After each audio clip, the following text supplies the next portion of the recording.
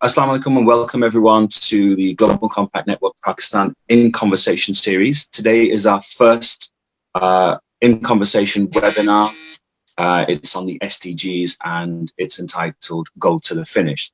So this series starts off with Goal 1, SDG 1, no poverty. We have our fantastic panelists with us who really need no introduction. They're champions in their own right. They're change makers for Pakistan. Welcome Favad, Soomro from Engro Foundation and Waqar, Ahmed from Nestle. Thank you for joining us. So just to give everyone that's listening in context of what the conversation is about. So it's a kind of a gupshup. It's a kind of a chat between friends. It's a kind of a chat and a conversation around the specific SDG that we're going to talk about, which is Goal 1 today. It's an engagement with you directly listening in. So whether you're listening in live right now or later on, the whole sort of purpose behind this is really to draw attention to what the SDGs are and the journey that we're on in terms of the SDGs. So we'll be talking in quite casual conversation about goal number 1. There's no specific outcomes of today per se, but what we'll cover are a few thoughts and views from our panelists. And the whole series has been designed to engage, raise awareness and inspire everyone that's looking to join the SDG journey or is already on the SDG journey and looking to go to the next level. We'll get to hear from these panelists and others over the next months on their story of the SDGs. We'll try and get an understanding of what they've been doing and what they're doing to advance the 2030 agenda. So the webinar forms part of the UN's Decade of Action and the Global Compact Pakistan Network In Conversation series has become a platform to amplify the issues and challenges that we've touched upon earlier. The UNGC acts as the outreach and engagement hub that connects people and organizations who are reshaping the next decade through impact, purpose-driven leadership, and adoption of the Sustainable Development Goals. Our office here in Pakistan has responded to the UN Secretary General's call to action by creating this platform for inspirational leaders from all walks of life to share their inspiring stories and activate others to action. This platform centers around a movement of people doing good, supporting others to do good, and are catalysts for shaping the next decade for action. And whilst for this year, most discussions have primarily focused around COVID, now's the chance to reinvigorate and activate as we enter 2021. So as I say, there'll be many more conversations over the following months that will touch upon all of the SDGs, so 17 conversations to have over the course of the next 17 months. We'll also be rolling out the SDG Roadshow Pakistan 2021. Of course, there's the SDG Accelerator Program, and these conversations and many others will be shaping insights into how we shape the global agenda around the SDGs. So, as I said, we have Waqar Ahmed from Nestle, Favad Soomro from Engro Foundation, and we have Zarrar, who's just joining us through some technical issues he's having. You can connect with all of our panelists directly on LinkedIn. Their profiles are there, and you can connect with them, as I say. And as I said earlier, if you're posting on social media, do remember the hashtags Uniting Business, United Nations Global Compact, Global Compact Network Pakistan, and the SDGs. Okay, so that's the introduction. That's to give you a flavor and a sense of the direction that we're going in. And I think we'll just start casually. I think maybe Waqar, with you, just to give an idea of what the SDGs mean to you. So we're assuming that most of the people listening in will understand already the definition of Global Goal 1, no poverty. What does this SDG mean to you? So thank you very much, Zubair. And I think it's a great opportunity for all of us. And thank you for Fasi Saab also for creating this whole network and providing opportunity for us and other companies to talk about the good work that they're doing. And in this country, it's very important that we highlight few things that's been done by the private sector. Private sector, we hear more about as this engine of growth, but at the same time, I think private sector is very important when it comes to the development agenda. And that's how I relate with the sustainable, the SDGs, UN SDGs, because it provides a framework for companies who want to do a structured work and contribute toward the development of country, especially a developing country like Pakistan. So it's more a structural format that it provides you. It provides you, starting from 1 to 17. So whereas number 1 is talking about poverty, which is a matter of discussion today, the last one talks about the partnerships. And I believe that, all the SDGs are very important, uh, but the 17 probably the most important one. And connecting back to the first, because this is the partnerships. It's a collective action which is important. So SDG to me, in a very simple word, is a framework under which, if we work together, is a collective action in partnerships, we can deliver a lot on the development agenda. And merely the reason is the challenge is so big that no one company, no one organization, whether it's NGO, it's a government, profit, non-profit, can deliver alone. So it's whatever we could do is with a collective action, and there is nothing better collective action or structure a collective action than what SDG framework provides us. That's how I see it, or the organization see it. So I'm sensing that from you there's an inherent sense of अच्छा काम तो करना चाहिए. I get that from you, but you see the SDGs as providing you with a framework from moving from जो दिमाग वो कहते हैं ना दिमाग के अंदर ये कुछ अच्छा काम करना है. I want to do this good work, or we should be doing this good work as an organization, and the SDGs provide you that framework or that kind of GPS navigation as to how to get there. Favad, what's your take on the SDGs? What does it mean to you? Because I know you've come in from a slightly different angle. Obviously, you represent the foundation, so we get a kind of different perspective than the traditional multinational one. And I know your own journey has been mapped out over the past few years. What do the SDGs mean for you? So thank you, Zubair. Thank you very much for giving us the opportunity to talk about this, and thank you for organizing this conversation.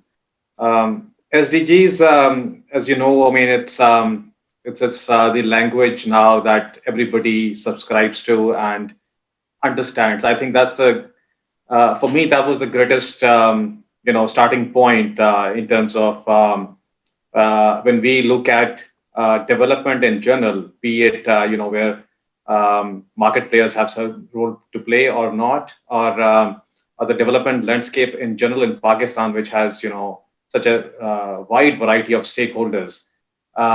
So from my perspective, when I joined Engro's foundation and formally moved from a more commercial function to, let's say, a shared value space, connecting with stakeholders has always been a challenge. And but we realized that the words, literally, the words mean different things when you're sitting on the other side of the table. So so bringing everybody on board and where words mean same to everybody, I think that's the greatest value. Zabane-Yar has become SDGs, and that I think is the greatest value. So there's a convergence. I mean, convergence of minds and convergence of effort has always been there. Businesses, large companies, multinationals like Nestle, and national companies like Engro, we intuitively understand the process of inclusion. We see value in that. Shared value has its own proven case. I think just the language and the framework of SDGs have just brought everybody on board. And so it's much easier to communicate, it's much easier to set targets and hold each other accountable. So that I think is the foremost thing that, foremost reason why everybody should, use SDGs framework. There are challenges. I wouldn't say that, private sector reporting, for example, there are challenges in terms of how much of, shared activity or achievement of goals in terms of specific targets, the way they have been articulated. But I'm pretty sure that we will be able to overcome those challenges. So to me, that is how I see SDGs as a personally, also in terms of the work that we do. Right. Okay. So I'm getting from that, for the sense that the SDGs have provided you with this universal language that you can communicate not just internally amongst your colleagues and peers, but also wider, to people like Waqar at Nestle and other colleagues sort of within the industry and outside as well. So it allows you to talk the same language. Yeah. You mentioned that kuch challenges bhi hote hain business ke andar, and obviously foundation and on that journey. And I want to touch upon that slightly, because I know there are some people listening who have struggled with the SDGs, not so much in understanding what they mean. I think it's a pretty clear business case of the value of the SDGs. And as we move towards this universal language and framework of the SDGs that everyone is kind of more familiar with, it's in the vernacular now. 5 years ago, it wasn't, perhaps.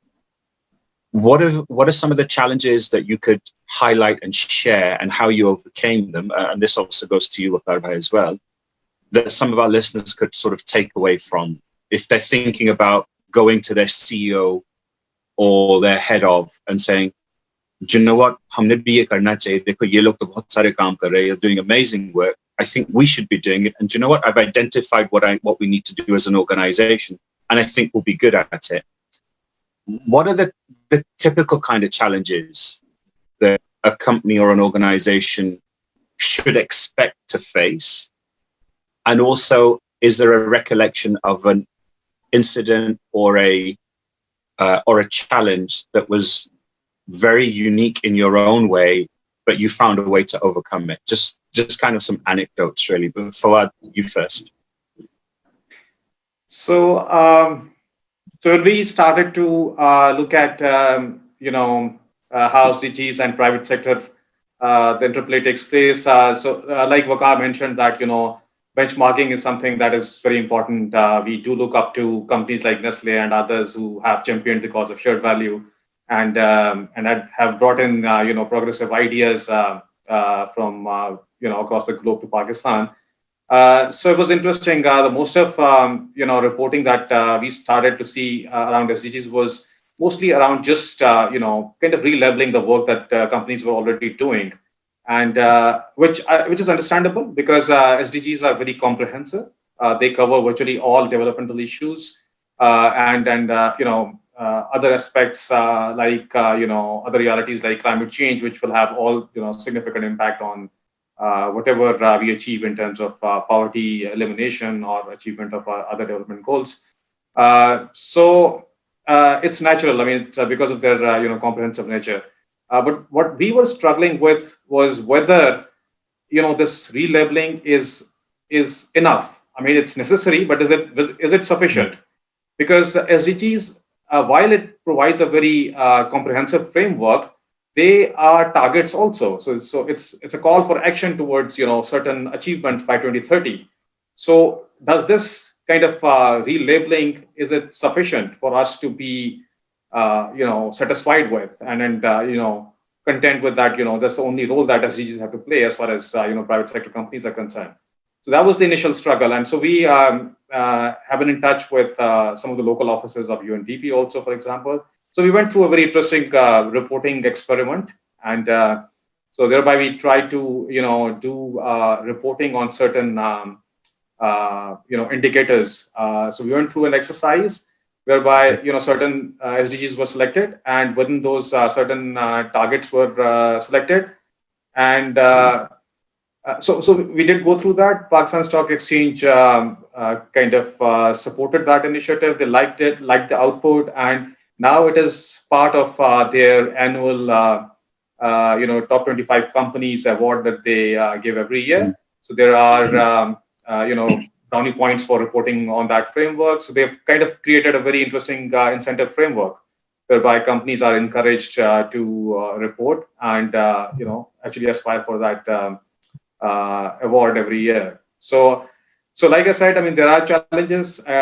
We still don't have answers to all questions, but because of commitment by all stakeholders, I would say that we are making progress. Those incentive structures are being created for companies to not only just report but also set targets which could show a clear contribution towards achievement of SDGs. So I'm very hopeful. Yeah. Waqar, what's been your take? Obviously, you've been in the SDGs sustainability journey a little bit longer than most of us. आपका journey किस तरह रहा है? Have you? I'm sure you faced challenges as well. Was it easy to make the business case for the SDGs? So I think in case of Nestle, as you know, we are early adopter of the creating shared value concept also. So that really helped us adopting sustainable goals faster than many others. It's more like integrating into our activities. And of course, as you mentioned that, whether it comes top down from the center, from the head office, or we adopt locally. So it's a kind of a mixed journey. Of course, they were earlier adopted than us in Pakistan, but then we were quick enough to manage what suits us more. So for example, if the out of 17, 6 were picked up by Nestle at Vevey, Switzerland. So we shared with them that these 6 are very good, which make more sense for us for the local markets. And I think that's the case for many of the markets. So I think to me, SDG, rather putting us on a challenge, I think it really helped us integrating us more vertically and horizontally. Right. And horizontally I would say, is more like aligning with the companies, who are at the same level. For example, if Unilever is doing something, Nestle is doing something, large local corporation like Engro is doing something. So it's easier to, it helps us to benchmark what we are doing, what others are doing, and then relate to each other. And then it's also help us building synergies, where we can cooperate with this cooperation as well. For example, if it comes to, when it comes to not only on the poverty issue, there were certain cases where I think we learned from Unilever. And I'm sure there must be some cases where they learn from us, but then we build up new programs on that. And there are other SDGs as well, where we find a common platform as well. For example, anything which is related to, on the waste, or when it comes to plastics. So there we could find very easily lots of cooperation working together. So similarly on poverty issue, I think poverty is such a big challenge for this country. So there's a lot of synergies that we build upon. So when I say vertically, it's more like coming from head office to Nestle in Pakistan, but horizontally as well. So to me, it's rather putting us on a challenge. It created a lot of opportunities for us to see how to relate with other organizations and who best fit for our collaboration and deliver on the development agenda in a bigger way. And did you, question back to both of you, you mentioned the vertical and the horizontal integration. आपके ख्याल में आपको क्या लग रहा है कि did this allow departments to be working closer together as well? Now you have this thing called SDGs, and basically you're the salesman, right? You're doing the pitch to everyone. We should be doing this. We should be doing this. Did you feel it helped align internal departments more? So I'm off the top of my head, I'm thinking, obviously, your department with maybe finance, or your department with HR, or maybe HR with communications, because there's integration amongst the different divisions internally as well, not just production and sales, but all of the other functions as well, because everyone has a role to play. For example, if we're talking about inclusion and diversity, then that becomes HR's responsibility to champion, for example. So आपके journey में आपको इस तरह लगा कि not just the horizontal with your head office, but the vertical with your head office, but internally as well, alignment का opportunity आपको नजर आया था? I think what Favad said at the start, I think it really makes sense. It provides a common language as well. So at times, what Nestle talks about internally, we have to communicate to our employees very specifically what we're talking about, creating shared value and all these concepts. But With SDGs, the good part is this is a common knowledge available at multiple platforms. So you're reading a newspaper, you find people are discussing about SDGs. You're watching some documentaries, you find about that. You see work that UN is doing or other development organizations are doing.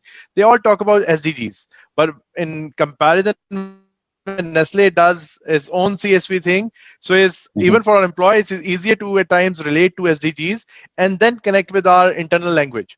So I think it helps a lot for internal departments also how to fit in those specific boxes of 17 boxes and then relate to one common bigger agenda. So it certainly, Okay. I fully agree with you that it helps a lot within the organization as well to coordinate, collaborate, and to reach to a common place.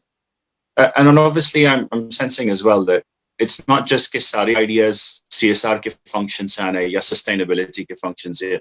The as Fawad you put it, the universal language, and Waqar you put the framework allows you to talk to everyone. Sabse baat karne ka mauka mil raha hai, because now everyone's part of this united mission, if you like, or vision of doing good alongside profit as well, because profit is important as well. So profit with purpose, I guess.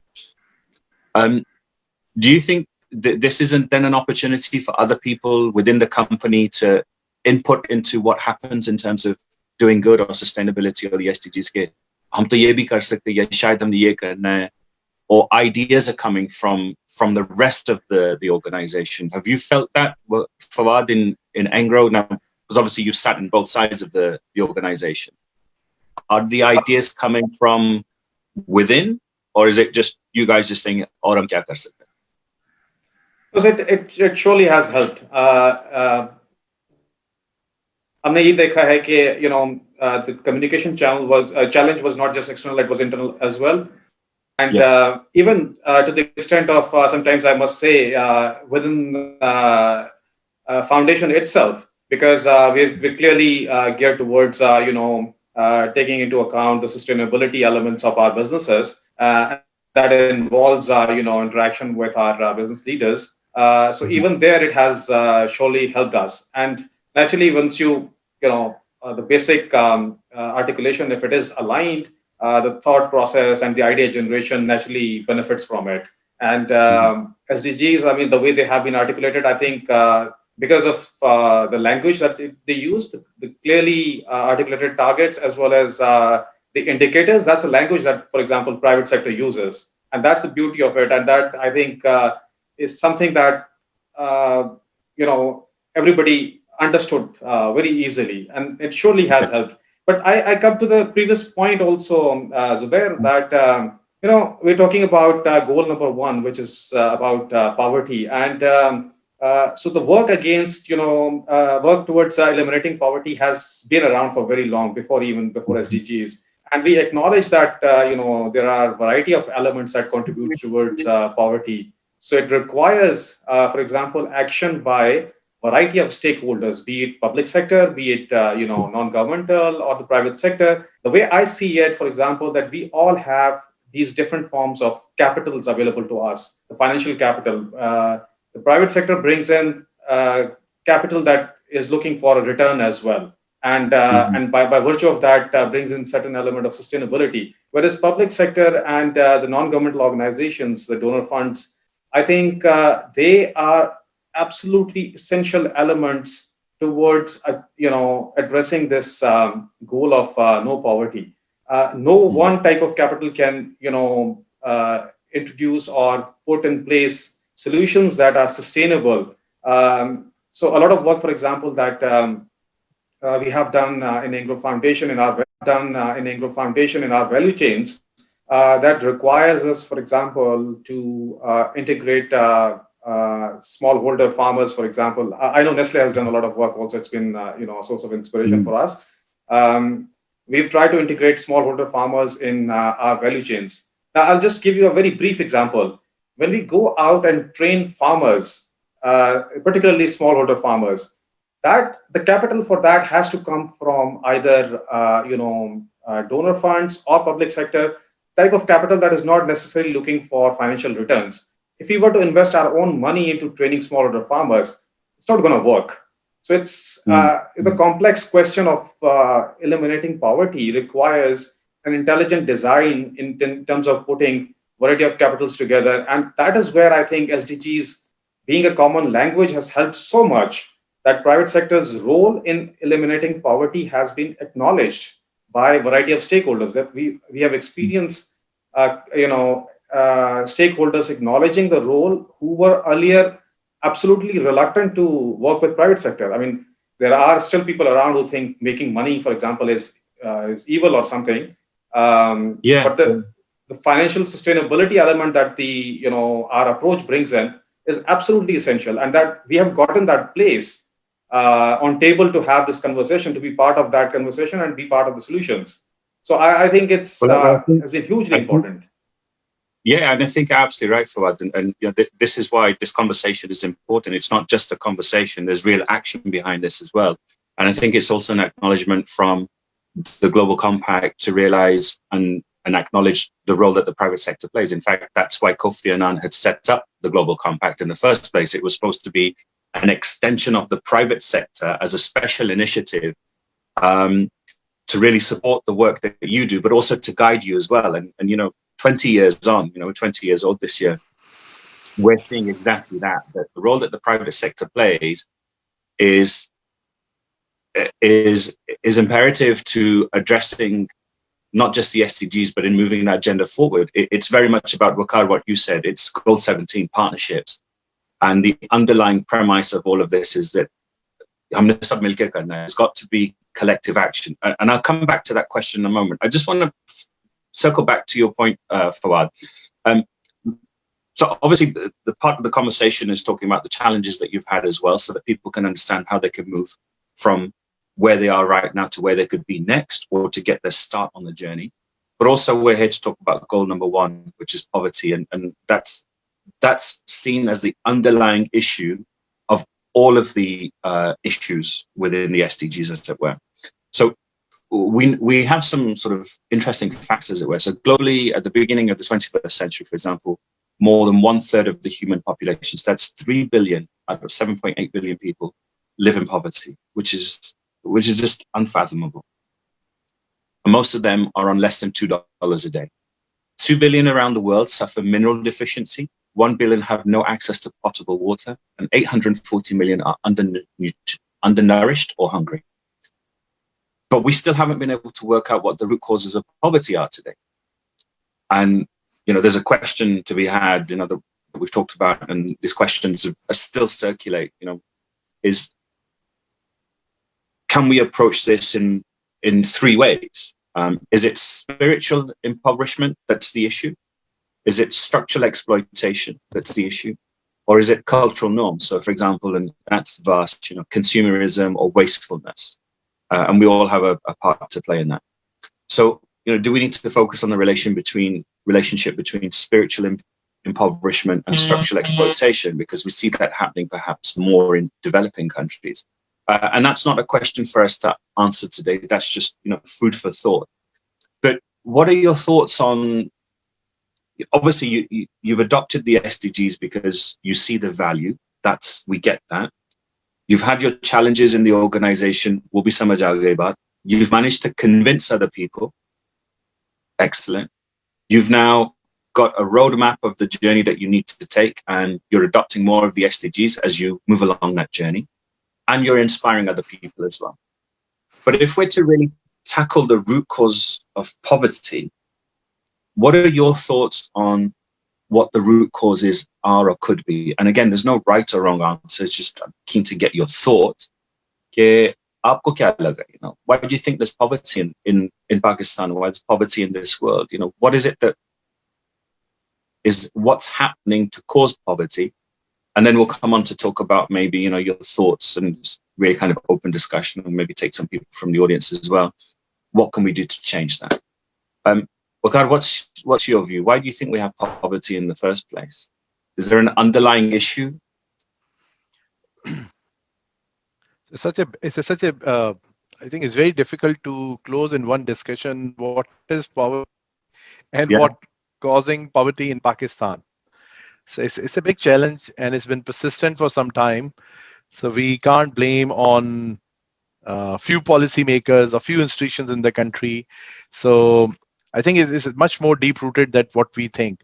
But to me, poverty is more inequality. Whether it's is inequality of access to finances, is inequality when it comes to gender rights, when it's inequality of any kinds of resources that we utilize in our day-to-day. So that's to me, when this inequality goes beyond its size, that causes poverty. And I think we inherently, this country is facing this inequality in a very large way and for a very long period. So that what is causing poverty to me in this country. And of course, as I said, again, you can't leave this on one stakeholder. Today, you can't blame it only on the government. You can't leave it on the private sector. You can't leave it on non-profits. You can't even leave it on individuals. So, to me, if I have to address poverty, I have to see what as an individual I can contribute. So it's, again, charity starts at home, and charity starts within your first meter. So to address poverty, why it exists and for what reason it's existing, I think to address that, we need to start from ourselves, and then from ourselves to next step. It can be institution, it can be government. And again, what I said in the start, collective action is very, very important. It's not possible today that we find solution to poverty for whatever reason it is existed in this country if we try to act alone. Fawad, do you agree, disagree, echo? Honestly, I would not even make an attempt to answer this question. There are people out there far more knowledgeable, far more, experts in this space. I refer to, for example, one of my favorite books, all-time favorite books, is Poor Economics. It has, data about various issues related to development, including poverty, from across the world on, randomized controlled trials that have been done by the two Nobel laureates now. And there are others also who have written extensively about it. Another school of thought that I really find fascinating is William Nestle School of Thought, who believes in inherent capacity of individuals to come out of poverty, and the idea of being just not creating hurdles. So this question is out there. I mean, I don't honestly don't know the answer to it. It wasn't designed to. It wasn't designed to throw you off guard. It was just a general kind of, obviously. But maslatu sara yeyin. Like there's so many things that we need to talk about, and we don't get the chance to talk about it. But there are experts out there, and this is open invitation to everyone to join the conversation. I think you're absolutely right.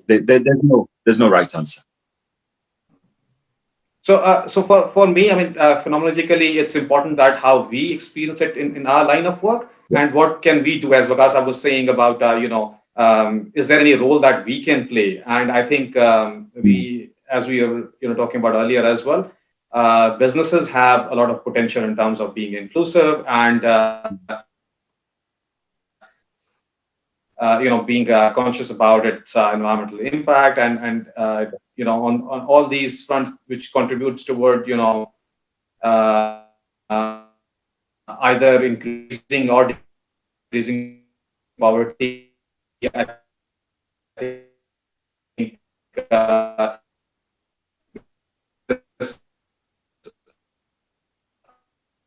lot of role that we have to play, and I rather focus my particular question, and so that's how I view it. Okay. And like we say, we're not expected to have all of the answers to all of the questions, but as Waqar said, the SDGs provides that framework of that journey. Obviously, we're talking about goal number 1, no poverty today, and what we understand on that. And as you said, Fawad, it's difficult to define, and it's also difficult to understand what the underlying issues are.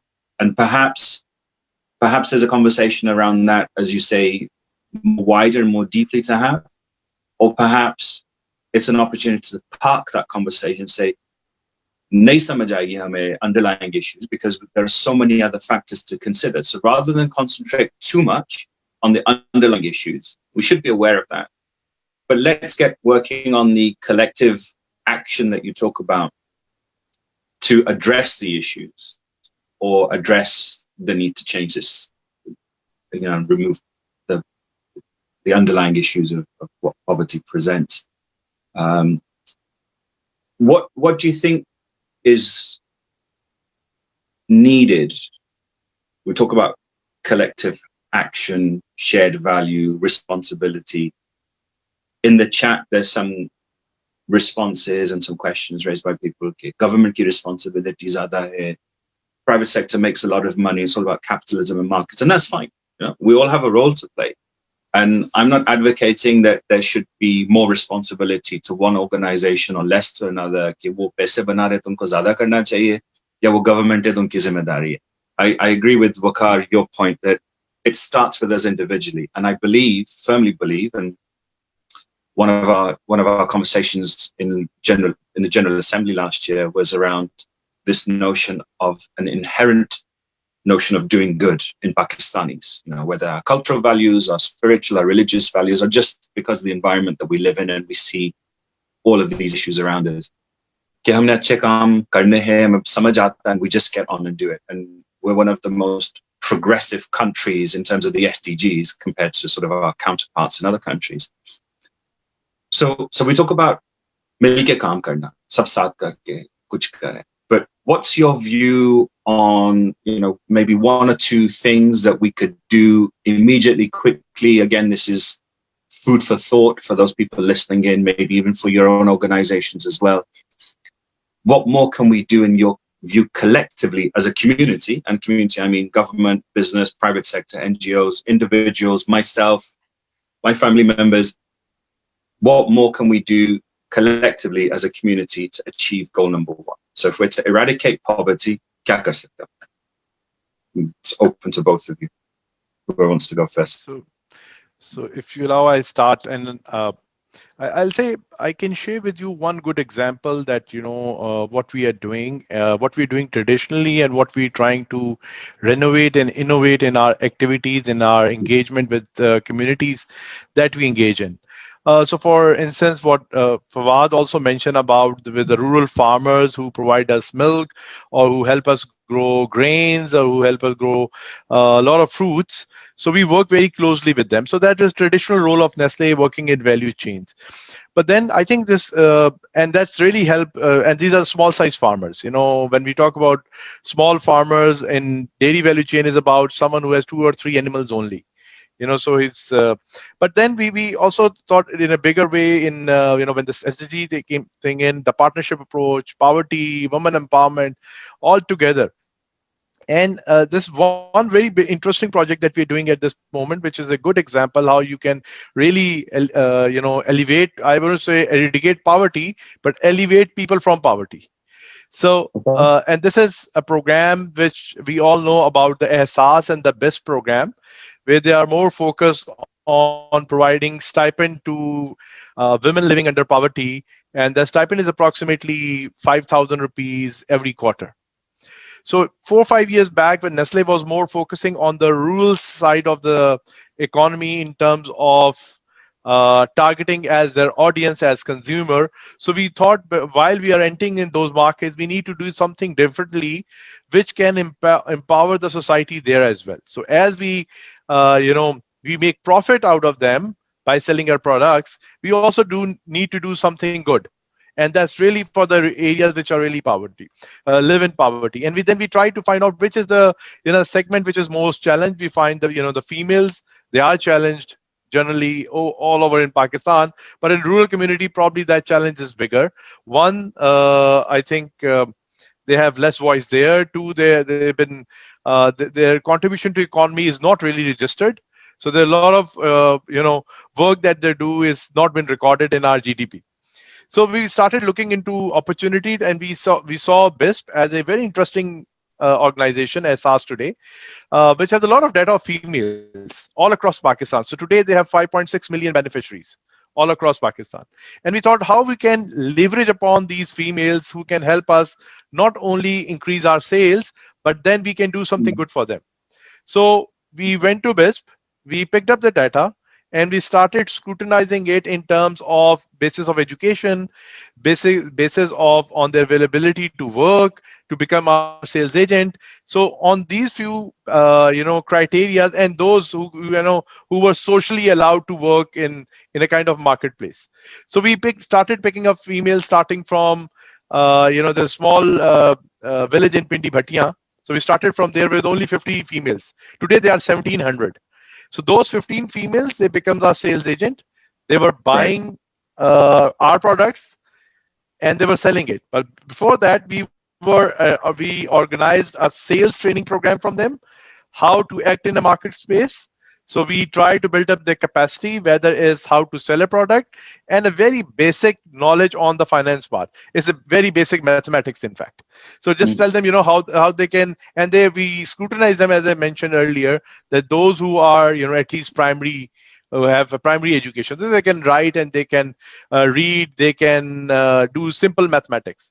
So based on that, we're starting building up this program. We call it Nestle Rural Women Sales Program. So starting from as small as 50 females from Pindi Bhatia, today the program is extended over till Rahim Yar Khan and very few parts of Sindh. And it has 1,700 female enrolled. 1,500 are actually those who are now earning their living based on that program, earning more than 5,000 rupees a month. Then they were getting a stipend from government, 5,000 rupees a quarter.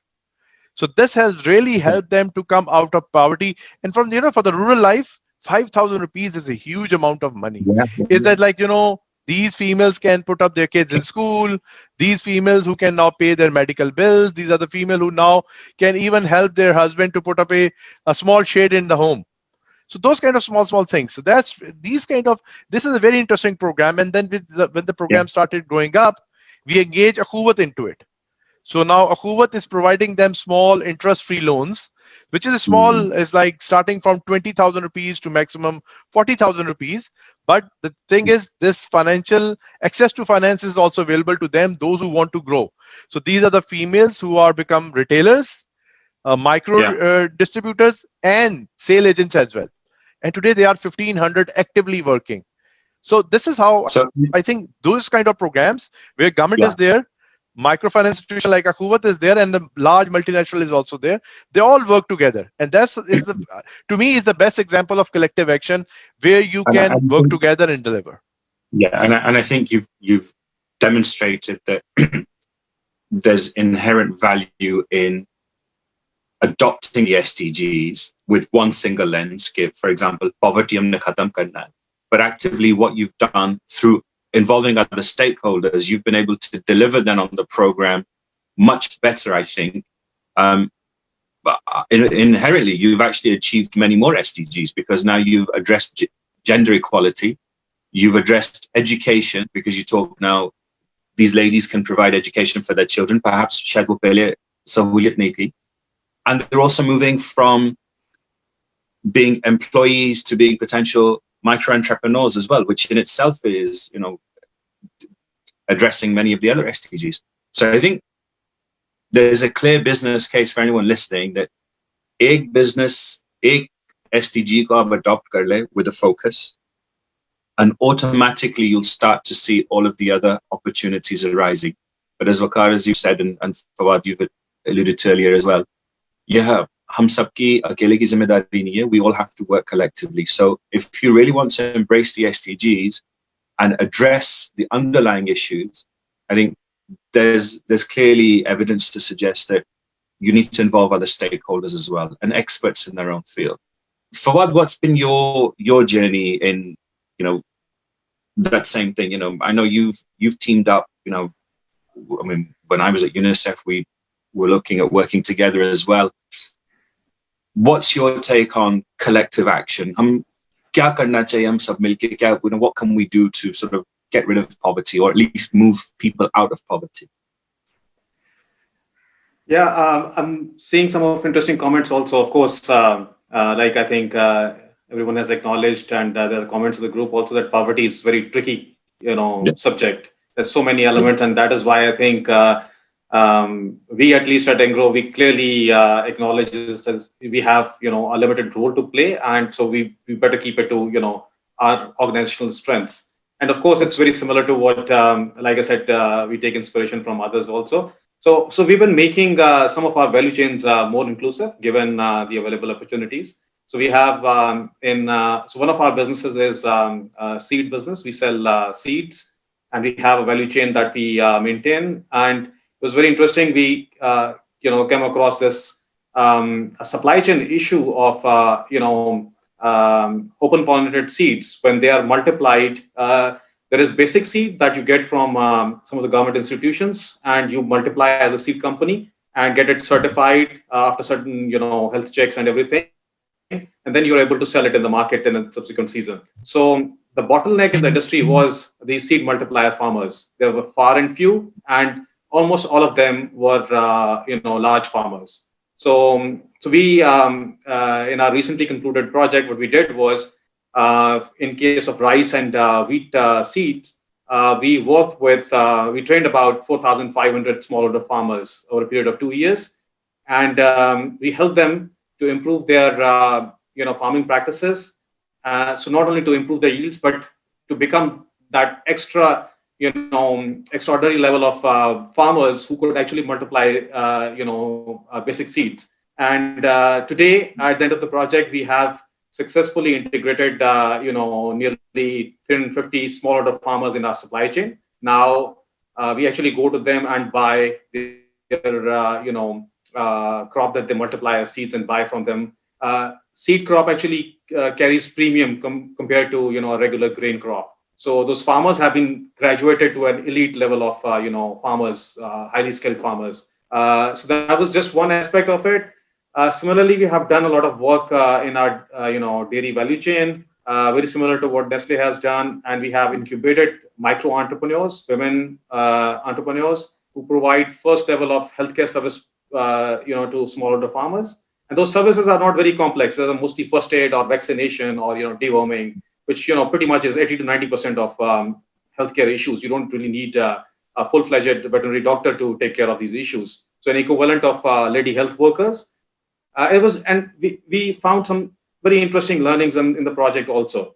So while we saw that financial inclusion was a problem, something to which Waqar was alluding to, we realized that the big brand name like Engro in Pakistan's rural market has a huge advantage. So when some of the suppliers of those animal medicines, when we engaged them also as important stakeholders, because they were supply chain of our entrepreneurs. So when we engaged them, they realized that Engro's project is backing up these budding entrepreneurs. So what we had originally envisaged of bringing in a microfinance institution to support the expansion of micro enterprise, we realized that those suppliers were willing to pass on their trade credit to those entrepreneurs because they were backed up by Engro's project. And within 2 years, for example, during the life cycle of the project, those entrepreneurs were able to establish their own credit history with those suppliers. So the virtuous cycle of trade credit, which was otherwise not accessible to those entrepreneurs, became accessible. So we realized in terms of the opportunity that large brands can have, it was a very interesting manifestation of that. And so we hopefully would try to incorporate that in our future interventions also. And one more thing, when we did all of this, we realized there has to be a shared value for there has to be a case for business also. So we realized that training farmers could be best done with capital that is not looking for a return. Entrepreneurs can be incubated with grant money, but the model has to have price built into it for their own financial sustainability. And it still leaves the important question of nutrition for animals in order to have that sustainable milk supplies that will result into supply chain efficiencies for a dairy supply chain. So what we realized is that the best way to provide, for example, animal nutrition solution is to go for an impact venture.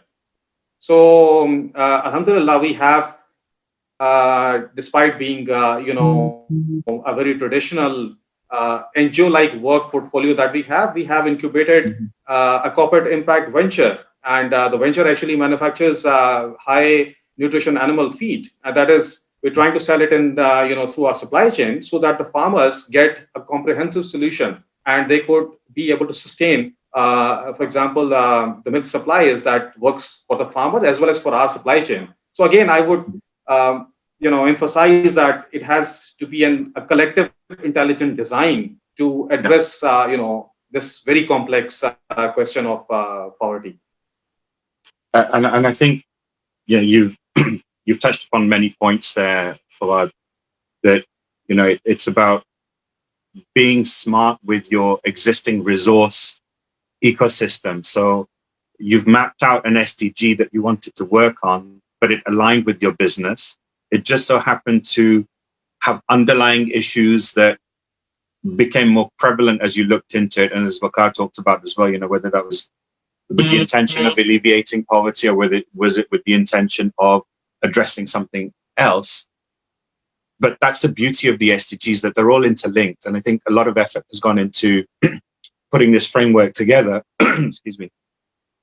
So if there are people listening in, wanting to start the journey of the SDGs or already on the SDGs, do look at where the synergies are and do look at where they can align with your business divisions and departments and where they can also align with the work that you want to do. So maybe, as Fawad, you mentioned, you've created, I think, effectively 2 revenue streams out of this that everyone benefits from. So इसमें आपका भी फायदा हो रहा है because now obviously you're doing the SDGs as a foundation, you're delivering on your mission and your impact.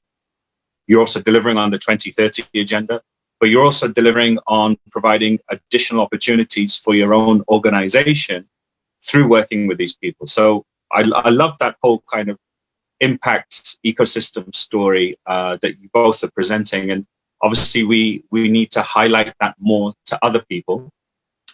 And we'll look at doing that with you, obviously inviting you back again for more conversation, but also highlighting your stories and your successes, but also your challenges as well. Because quite often we don't talk about the challenges on the journey and everyone thinks, "Bas SDG karna hai, kar liya, ho gaya, ho gaya." There are some challenges and you do need to take support. And, whether that be through conversations like this, through education, through webinars, through workshops, or through support through our SDG Action Manager, for example.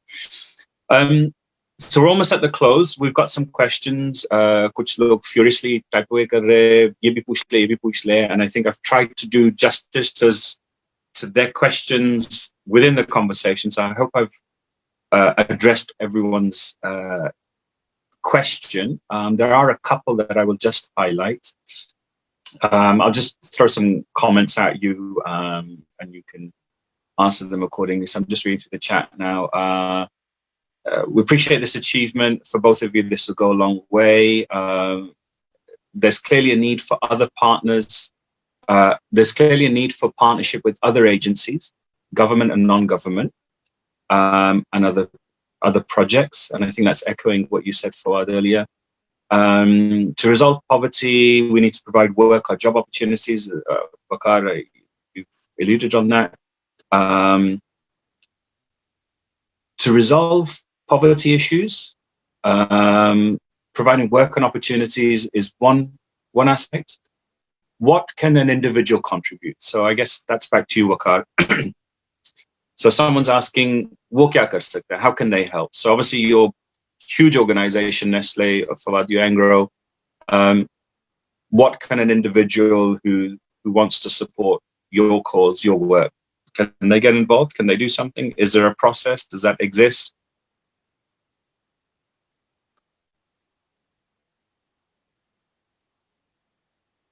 Okay, so I think volunteerism is something which is very good.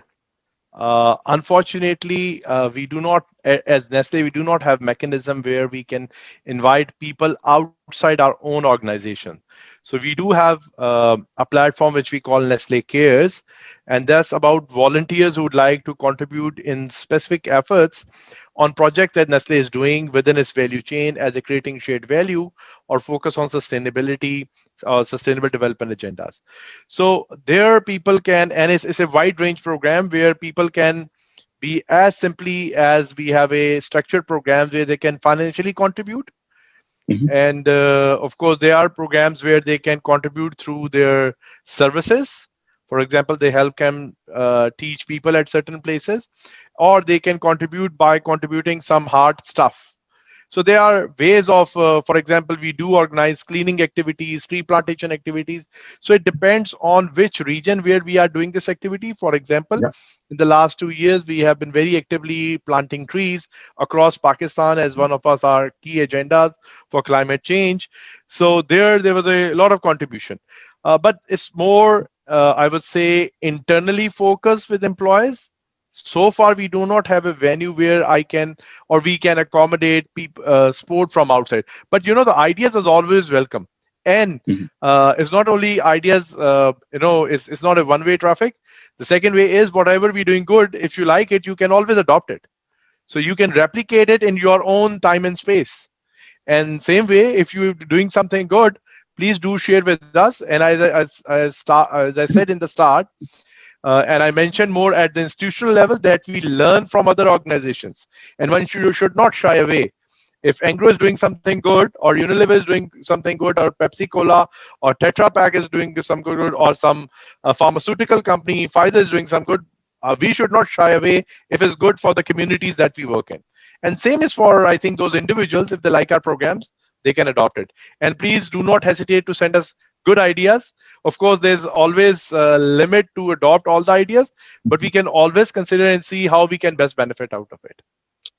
Great, thank you, Waqar. Right, Fawad, do you have anything to comment on to the So question? it's really contextual. Mhm. So, like the complex question of poverty, the contributions have naturally has a huge range available, and so like Waqar said, I mean it's depending on where and what capacity and geography, the age group, the type of activity, all of that would determine the opportunity. But there's surely a lot that an individual can do. If nothing else, one can create awareness about challenges and or the good work that is being done. So. I think it's very contextual, and but there is a lot that individuals can do. Well, I think I love what I'm hearing. This is all about Sabsat Milke Kaam Karna, and those that know me will know that I champion Goal 17 as the goal that I love the most, not because the others aren't important, but because I see 17 doing all of the others as well. And I know we talked about that on earlier occasions as well. And I think this is that example there that whether it's just the people listening in today or wider than that, governments, other institutions, all stakeholders have a role to play. So I want to go a little bit further around what you said and just sort of open invitation, and I'm sure Fasibhai will be okay with this, is if we say that if there is anyone listening in now or later that wants to contribute to the SDGs, is part of an institution, an organization, a community initiative, or is an individual. Obviously, you guys have said you've got your volunteering programs. Maybe you can highlight your volunteering programs or your events and activities, like Waqar, you mentioned your tree planting activity. Tell us as Global Compact what you're doing. Let us be your amplifier, your loudspeaker to tell others what you're doing.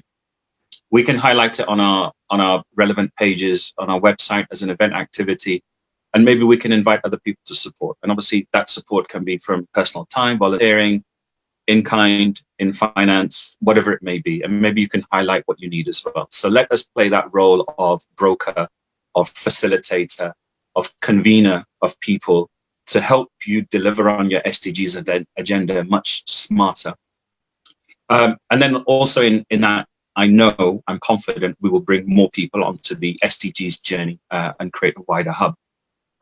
We're almost at the end of our conversation. We've gone a little bit over. We've still got some questions coming in, but we will we will pass that on to you so you can do the follow-up action, as it were. You can do a little bit of a write-up of the 3 or 4 questions that we talked about today and some of the issues that we highlighted, and that can be circulated amongst our network.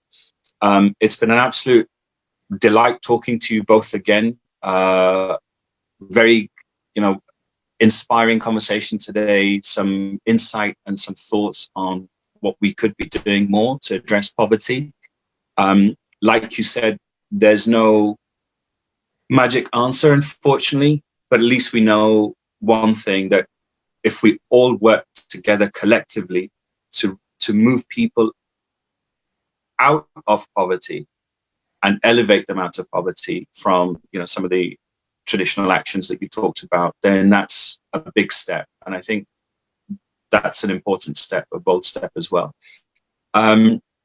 So I just want to kind of finish off, I guess, by saying, again, if people are listening in now or later and you're posting on social media, don't forget the hashtags Uniting Business, United Nations Global Compact Pakistan, and of course the SDGs. Please network and connect with our panelists directly through LinkedIn, or you can reach out to us. We'll be having more of these conversations. Our next one will be next month, same date, slightly different time, and we'll be on goal number 2. So if you are interested in being a panelist and sharing your thoughts, you're from the private sector or foundation, and you'd like to share your thoughts on goal number 2, then please drop us an email or a Facebook message. If you are just interested in learning more, then obviously you can register. We'll be sending out the details shortly. And if you want to find out more about the work that the Global Compact in Pakistan is doing to facilitate partnerships, our events, our In Conversation series, and our podcast that we'll be launching in the next couple of weeks, then please drop us a line. We're here to help you move the SDGs forward in your business. That's our role. And we'll be working with many other partners throughout the course of the year to move the agenda forward. So final question I have for both of you really is just, again, off the top of your head. So we know that we're in this decade of implementation. This is a decade of action. 2030 is our target of when we should have all adopted the Sustainable Development Goals. And we're hoping that we'll have achieved all of the goals. And there's still a lot of work to do. But that's still a nice place to be in if we can do that. So Fawad, Waqar, what does your 2030 look like? What's your 2030? And this is the best part. I love this because 2 minute ke liye aap soch rahe. I think if I start this answer, now 2030 is a very interesting date. Nestle has recently launched its whole sustainability agenda, and it has 4 very important pillars, and that's a global thing that we have launched by our CEO and global head of operations. And there's been, the podcast was globally available. All the journalist community joined that to ask questions and all those kind of things. So the sustainability agenda has 4 pillars. So it has the first one, which is on climate change. So there's something we're looking at on net zero emissions. So by 2025, all our sites will be on renewable energy. Okay. So that's a big commitment that company is making. And then, they say in a big way, and our emissions by 2030 will be at half that what we are doing today. So we have already, made ourselves, our benchmark year is 2018. And from there onward, we are seeing how we are going to reduce our emissions at the level of 2018 and going further down. So that's only on the climate change, and climate change is big agenda for us because we are into dairy value chain, and there's a lot of emission that is contributed by the animals. And probably the biggest emission in Pakistan is by animals. So we are working very actively by working on animals and making sure that we help farmers to help us reduce those emissions. Then it comes to water. So there is a clear plan on all our factories which produce water. Is a water replenishment plan. So how much water we use normally in water operations, that will be managed, which means it will be a kind of a zero thing. So it will be net zero kind of thing for water as well in few years' time. So that's another big thing. And we are working a lot more with farmers on drip irrigation and similar initiatives where we can save water. Already we are saving around 400 million liters every year with the help of our farmers. So that's a very second point. Third point is very big on when it comes to plastic packaging. So by 2025, we will be, our global commitment is that all our packaging will be reusable or recyclable for sure. And by 2030, there are certain target which is not off my head at this moment. And then on the similarly, their commitment on responsible sourcing as well, where we have number of other commitment as well. So I think for a corporate like Nestle, 2030 looks very clear. Probably I just try to minimize this and synchronize this in this small window, but I can always share with everyone. In fact, it's on our website now how the 2030 looks for us. Great. Fawad, what's your 2030 looking like? Difficult question to answer. I don't have any, such explicitly articulated goals for our organization. We are probably in the process of developing even your own, Fawad. Clarities. What does your personal 2030 look like? What would you like to see in 2030? So personally, yes, Meri Hasrat Tamir hai, that would be, of course, living in this age, carbon neutrality, I think, is the foremost. I sincerely wish that, we are able to work towards carbon neutrality as, being envisaged by a variety of economies in general and, as well as businesses individually. So that would be my foremost. If I were to single it out, easier said than done. A lot of work needs to be done. A lot of alignment has to be put in place. That would be my dream. Yeah. Okay, fantastic. Well, just to sort of then maybe move forward in coming months on the topic of climate action. As you know, the United Kingdom is hosting in Glasgow the COP26, so the climate action meeting this year, subject obviously COVID restrictions being lifted. December mein ho raha hai. We're setting up special interest groups in Pakistan. The email was circulated last week, and one of them obviously will be on climate action. So obviously, Global Compact globally is looking at the work that's being done on climate action and what we need to do to move that forward as well, and to at least address it. So there's room for further discussion and action and specific item action agendas, as it were, around climate action. So again, people that are listening in, and this invitation to you guys as well to consider joining that special interest group.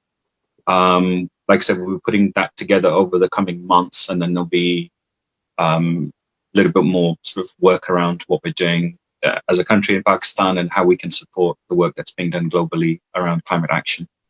So food for thought there as well. Listen, guys, thank you very much for your time. Like I said, it was a delight catching up with you. So obviously we talked about quite a sensitive topic. And I'm really thankful for your insights and sharing your journeys as well, but also the work that you're doing. We will convene again where you'll get a chance to talk a bit more in detail about the work that you're doing at the organization level, but also your drive as individuals in championing that. And that's also key as well. There are a lot more activities that we'll be doing throughout the year, whether they be the roadshows or the SDG Action Manager work that we're working on. So there'll be lots of opportunities to pick up on this discussion. For all those listening, thank you for spending the time with us. We've gone a little over our allocated time, but thank you for staying with us.